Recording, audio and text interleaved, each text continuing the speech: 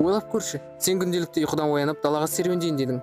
Бірақ бір уақытта оттегі 5 секундқа жоғалады. Не болады деп ойлайсыңдар? Бірден... Ё-моё, демі жетпей қалады әрине. Айтпақшы, бұдан бөлек адам терісі өздігінен күйе бастайды. Неге десеңіздер, себебі оттегіге тікелей байланысты озон қабатынсыз күннің сәулесі бірден өз әсерін көрсетеді. Бұдан бөлек... Білмесеңіздер, алюминий мен болат оттегісіз бірден ұнтақ айналады.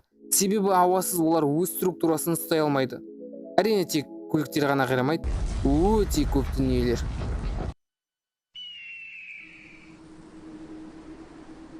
Вау, я.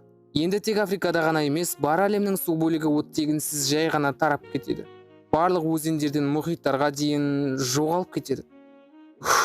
Ауаның болғаны қандай керемет. Ауасыз ойлағанда тек адам үшін ғана емес, барша жер құрылымына тікелей байланысты екенін енді түсіндіңіздер деп ойлаймын. Бірақ 5 секундтық оттегсіз жер ғаламшарында біраз мәселелерді қайта қалпына келтіру қажет.